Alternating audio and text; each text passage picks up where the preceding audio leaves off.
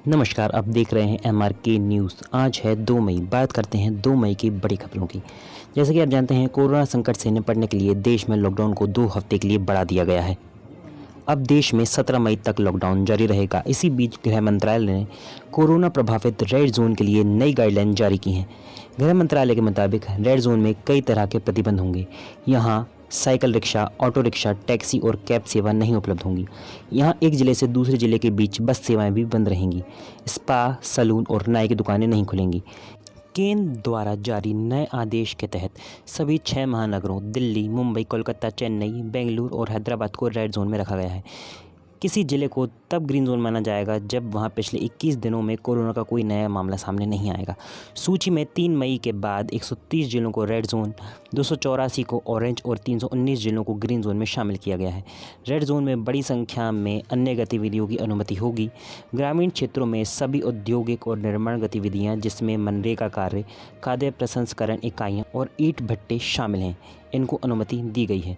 कुछ गतिविधियां पूरे भारत में सभी जोन में बंद रहेंगी, जिसमें हवाई मार्ग, रेल, मेट्रो, सड़क मार्ग द्वारा अंतर्राज्यीय आवागमन सहित स्कूलों, कॉलेजों और अन्य शैक्षिक और प्रशिक्षण और कोचिंग संस्थाओं का संचालन शामिल है।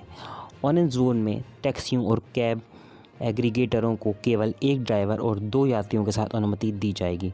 ऑरेंज जोन में व्यक्तियों और वाहनों के अंतर जिला आवागमन को केवल कुछ गतिविधियों के लिए अनुमति दी जाएगी। 2 पहिया वाहनों में ड्राइवर के अलावा अधिकतम 2 यात्री होंगे।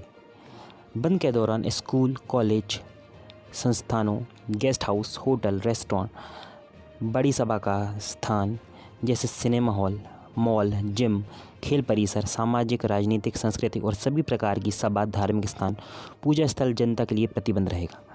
रेड जोन में अधिकांश व्यावसायिक और निजी प्रतिष्ठानों को खोलने की अनुमति दी गई है। इसमें प्रिंट और इलेक्ट्रॉनिक मीडिया, IT और IT सक्षम सेवाएं, डेटा और कॉल सेंटर, कोल्ड स्टोरेज और वेयरहाउसिंग सेवाएं, निजी सुरक्षा और सुविधा प्रबंधन सेवाएं और स्वनियोजित व्यक्तियों द्वारा प्रदान की जाने वाली सेवाएं शामिल हैं। अब बात करते हैं दूसरी बड़ी खबरों की। मजदूर दिवस पर योगी सरकार ने दिया बड़ा तोहफा। 30 लाख श्रमिकों को मिलेगा 1-1 हज़ार रुपये का भत्ता।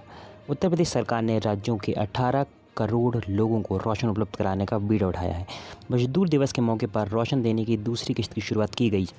इसके अलावा मजदूरों को भी राज्य सरकार की ओर से 1-1 हज़ार रुपये का भत्ता दिया जा रहा है। अब बात अगली बड़ी खबर की। क्या 13 दिन बंद रहेंगे बैंक?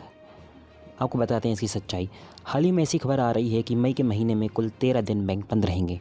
आपको बता दें, ऐसा नहीं होगा। मीडिया में ऐसी कई खबरें आईं कि बैंक 13 दिन के लिए बंद रहेंगे, जबकि जांच के बाद इस खबर को गलत साबित किया गया।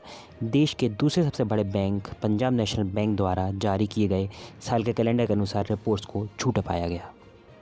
अब चलते हैं अपनी अगली बड़ी खबर की ओर। लॉकडाउन में यहाँ निकली सरकारी नौकरियाँ, अब घर बैठे करें आवेदन। अलग अलग सरकारी विभागों में भर्ती की कुल 1000 से ज़्यादा पद पर नौकरी निकली हैं। इसमें इंडियन ऑयल कॉरपोरेशन लिमिटेड में इच्छुक उम्मीदवार इंजीनियर और अधिकारी और ग्रेजुएट ऑपरेटर के पदों पर आवेदन करने के लिए आमंत्रित करने के लिए एक अधिसूचना जारी की गई है। गेट स्कोर 2020 के माध्यम से इसकी भर्ती की जाएगी। आवेदन प्रक्रिया जारी है और इसकी अंतिम तिथि 6 मई 2020 है। इसी के साथ इंदिरा गांधी राष्ट्रीय मुक्त विश्वविद्यालय नई दिल्ली में इच्छुक उम्मीदवार निदेशक, रजिस्ट्रार और उप रजिस्ट्रार और जनसंपर्क अधिकारी के पदों के लिए आवेदन कर सकते हैं। इसकी भी सूचना जारी की गई है।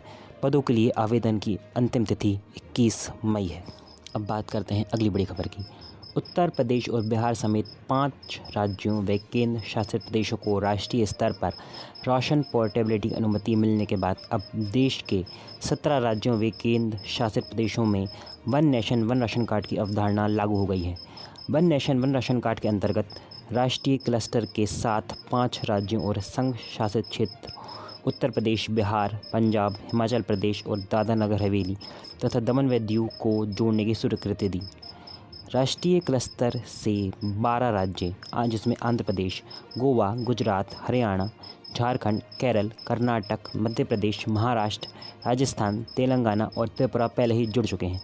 अब राष्ट्रीय व अंतर्राज्यीय पोर्टेबिलिटी की सुविधा 17 राज्यों व संघ शासित क्षेत्रों के लगभग 60 करोड़ NFSA लाभार्थियों को उपलब्ध होगी और वे एक राष्ट्र एक राशन कार्ड योजना के अंतर्गत अपने सामान मौजूदा राशन के उपयोग से इन 17 राज्यों व केंद्र शासित क्षेत्रों में किसी भी स्थान पर अपनी पसंद की उचित मूल्य वाली दुकान यानी FPS से अपने हक का राशन खरीद सकते हैं।